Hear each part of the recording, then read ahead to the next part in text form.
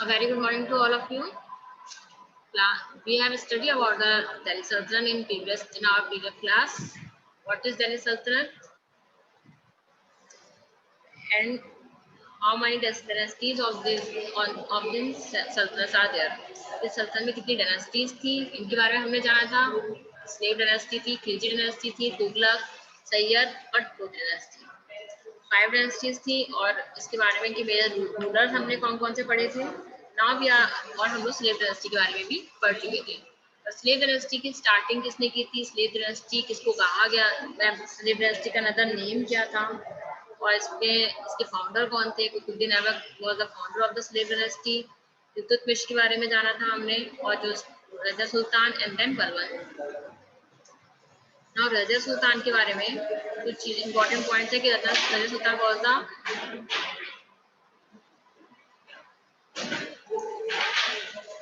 Rajah Sultan was the only Muslim woman ruler of Delhi. Yes, Rajah Sultan का जो time period था वो 1236 से 40 तक था. Rajah Sultan the only Muslim woman ruler of Delhi succeeded Iltutmish. ये जो है मुस्लिम वुमेन रूलर थी दिल्ली की और इल्तुतमिश की कौन थी, बेटी थी. प्रॉब्लम क्या थी इसमें कि वुमेन थी. Defined the gender bias and orthodox cultural practices of her age. She put on male attire and appeared unveiled in public.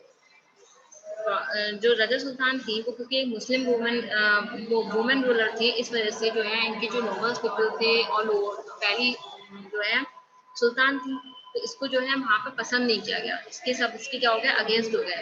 लेकिन ये क्या थी, she was a brave intelligent women थी. She possessed all the qualities of a great ruler. इसके अंदर सारी जो भी काबिलियत होती है एक रूलर को बनने के लिए, तो वो सारी क्वालिटीज इसके अंदर थी. जो है लेकिन इसमें क्या था, जो कि इनके जो नॉवल्स थे, जो लोग थे वहाँ पर मंत्री वगैरह जितने भी इल्तुतमिश के, वो सब इनको पसंद नहीं करते थे. तो उसमें क्या किया गया, इनकी जो है जितने भी he thought that the queen's rule went against the ideal social order created by God. क्योंकि सब वुमेन को इतने सारे अधिकार थे ही नहीं कि उनको जो है आप सुल्तान बनाए, और इनको जो है सुल्तान बना दिया गया था. तो इसलिए क्या हुआ था, in which women were suppose to be subordinate to man. पहले की जो सोसाइटी थी, अर्ली सोसाइटी, उसमें वुमेन को ये माना जाता था कि वो एक सिर्फ क्या होती, पहले प्रायोरिटी किसको दी जाती थी, मैन को. पहले हर चीज़ का बहुत ज़्यादा gender wise man and women का बहुत ज़्यादा पार्शियलिटी थी. इसमें वुमेन को सारे राइट्स नहीं थे. लेकिन इनको जो है एक सुल्तान की उपाधि, डायरेक्ट सीधे सुल्तान की उपाधि दे दी गई थी. तो इसलिए जो है वहाँ पे उस समय के शासन में इनको पसंद नहीं किया गया.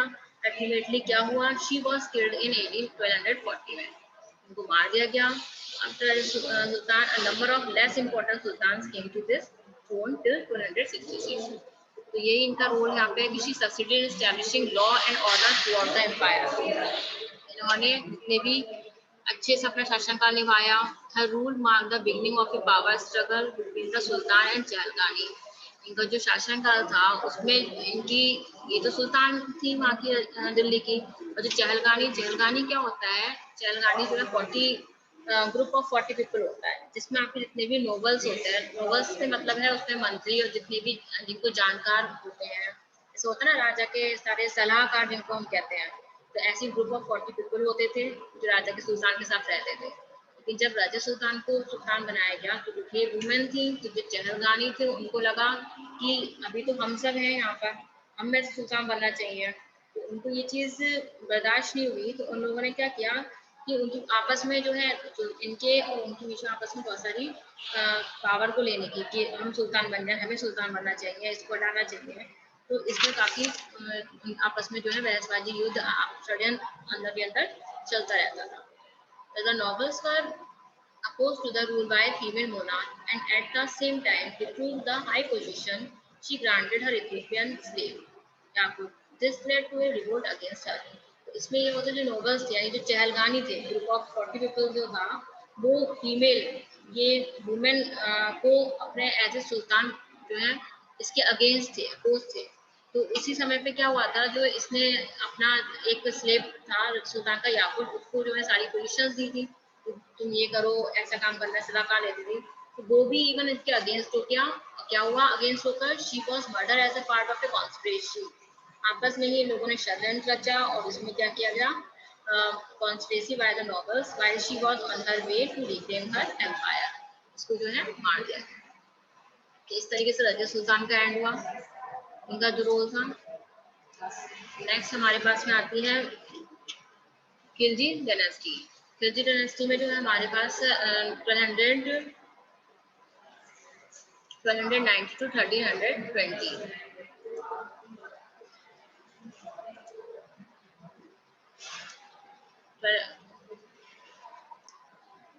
नाउ खिलजी डायनेस्टी जो थी वो 1290 से 1320 तक थी, ठीक है। आफ्टर इसकी स्टार्टिंग कैसी हुई, after murdering the last slave king Balban, Jalaluddin Khilji founded the Khilji dynasty in 1290। देखिए स्लेव डायनेस्टी में जो रजिया सुल्तान थी, उसके बाद हमारे जो है लास्ट किंग कौन था, वो बलबन था, गयासुद्दीन बलबन। तो गयासुद्दीन बलबन जो था वो भी एक अच्छा स्ट्रॉन्ग, उसकी भी कुछ, he was known for his strong policies to strengthen his position as a king। उसने भी कई सारी पॉलिसीज बनाई थी और उसने भी क्या किया था, अपना जो है शासनकाल काफी अच्छा उसका भी रहा टाइम पीरियड। बट क्या हुआ था, ही डाइड इन 1286 में उसकी डेथ हो गई थी। उसके बाद में उसके जो सक्सेसर्स थे बलबन के, वो इतने स्ट्रॉन्ग नहीं थे। तो इसके बाद में दिल्ली सल्तनत किसके हाथों में चली गई, न्यू डायनेस्टी, जो कि कौन थी, जलालुद्दीन खिलजी। इन्होंने अपनी खिलजी डायनेस्टी की शुरुआत करी। तो Jalaluddin Khilji was the founder of the Khilji dynasty. कब से शुरुआत हुई, 1290 से। बट फिर क्या हुआ, he was killed by his nephew and son in law Alauddin Khilji.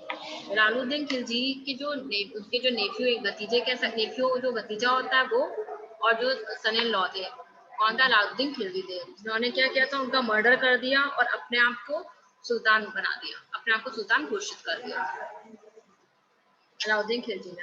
Alauddin Khilji जो था वो काफी ब्रिलियंट, बहुत ही ब्रिलियंट जनरल एंड श्यूर्ड एडमिनिस्ट्रेटर था। तो जब जलालुद्दीन खिलजी के मर जाने के बाद सारी जो सल्तनत, सुल्तान कौन बन गया दिल्ली का, अलाउद्दीन खिलजी बन गया, जो कि कैसा था, एक ब्रिलियंट जनरल था। तो उसका जो सपना था, he dreamed of conquering the whole world. उसका सपना था कि पूरी दिल्ली, पूरी इंडिया पर, सब पर क्या था, अपना शासन जमाना, पूरी मतलब पूरी जितनी भी दुनिया है उसको जीतना।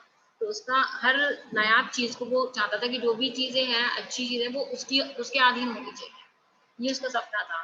तो he called himself the second Alexander. उसने अपने आप को क्या कहा, अलाउद्दीन खिलजी ने सेकंड अलेक्जेंडर बोला, यानी सिकंदर सैनी। अलेक्जेंडर कौन था, वर्ल्ड वॉरियर था, जो हर चीज में जीतता था। तो ऐसे अलाउद्दीन खिलजी जो भी लड़ाई जीतता था उसमें, जो भी लड़ाई लड़ता था, युद्ध लड़ता था, उसमें जीत जाता था।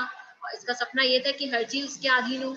तो ही believe that defence, expansion and consolidation could all go together. तो कहना था कि लड़ना, जगह मतलब युद्ध लड़ना, और जो भी उसकी नीतियां थी वो, और अपना विस्तार करना सल्तनत का, वो सब कुछ साथ साथ किया जा सकता है। तो इसकी जो इसमें जो है मंगोल इन्वेजन जब हुआ था, मंगोल इन्वेजन जब Mongol, Alauddin had to face rebellion of Mongols but he killed most of them near Delhi. यानी जो मंगोल इन्वेजन हुआ था, मंगोल जो है मंगोलिया के पीपल थे जो इंडिया पे आक्रमण करते थे और सब कुछ लूट के ले जाते थे। तो इस तरीके से अलाउद्दीन ने भी उसको फेस किया और इसने जीता भी। इसमें जो है during his reign the boundaries of Delhi Sultanate extended beyond the Vindhyas till the Deccan. तो अलाउद्दीन खिलजी के टाइम पर जो दिल्ली सल्तनत का विस्तार हुआ, वो विंध्या से लेकर दक्कन तक सारे खिलजियों का शासन हो गया। He chose to pay his soldiers salary in cash rather than iktas।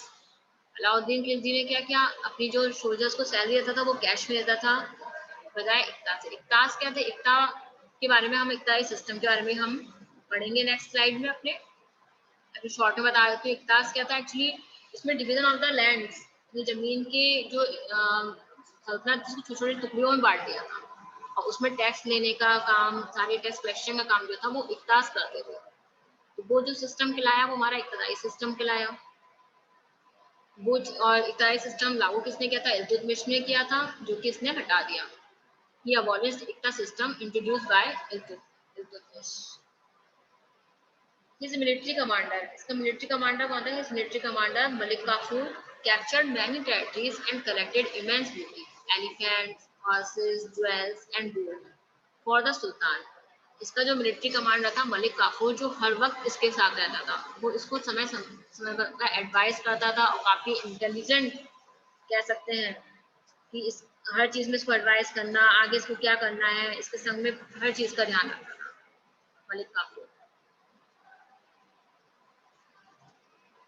उसने बहुत सारी चीजें इसलिए घट गई, मतलब सल्तनत में हर चीजों को ला के रखा। पहले के राजा महाराजा बहुत शौकीन होते थे हर चीज के। ये क्वाइंस है, क्वाइन ऑफ अलाउद्दीन खिलजी। खिलजी के टाइम पे जो क्वाइंस चलते थे उनकी फोटो दे रखी है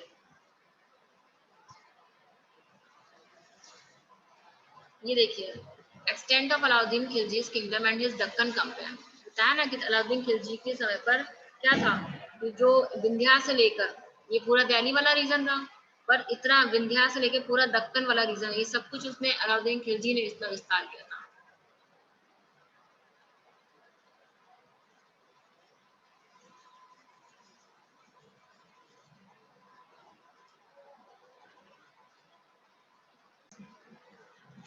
तो इसका जो मलिक काफूर जो था वो इसका एक कमांडर था, जो कि इसको मतलब काफी इंटेलिजेंट कमांडर था। After Alauddin's death, the Khilji dynasty could not survive longer. In AD 1320, Ghiyasuddin Tughlaq captured the throne by killing the last ruler of Khilji dynasty. Khilji dynasty के लास्ट रूलर को मतलब अलाउद्दीन, खिलजी डायनेस्टी में अलाउद्दीन खिलजी का ही role सबसे ज्यादा रहा। उसके बाद में क्या हुआ, खिलजी डायनेस्टी धीरे धीरे डिक्लाइन होती गई। बाद में कौन सी डायनेस्टी आ गई हमारे पास में दिल्ली पर, तुगलक डायनेस्टी। इसके बारे में हम we shall study about Tughlaq dynasty in next class. So it is enough for today. Thank you all for joining the class. That's it.